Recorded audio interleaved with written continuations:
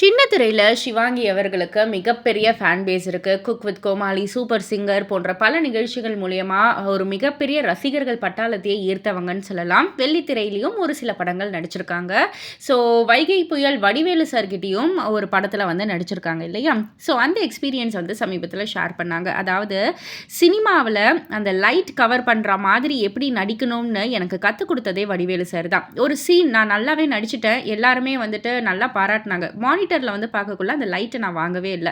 அப்பதான் வடிவேலு சார் சொன்னாரு, "இந்த லைட் இங்க இருக்குன்னா, ஒண்ணு முன்னாடி நிக்கணும், இல்ல பின்னாடி நிக்கணும், இல்ல எப்படி நிக்கணும்." அப்படின்றத வந்து எனக்கு சொல்லிக் குடுத்தாரு.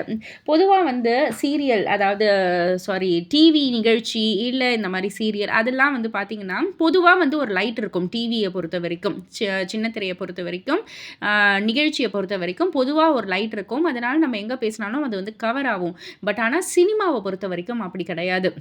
சினிமாவுல தனித்தனியா லைட் லீட் ரோலுக்கு எப்பவுமே அந்த ஒரு லைட் இருக்கும். பட் ஆனா கேரக்டர் ரோல் பண்றவங்களுக்கு தனியா தான் வந்து அந்த ஒரு லைட்டுன்னு வைப்பாங்க.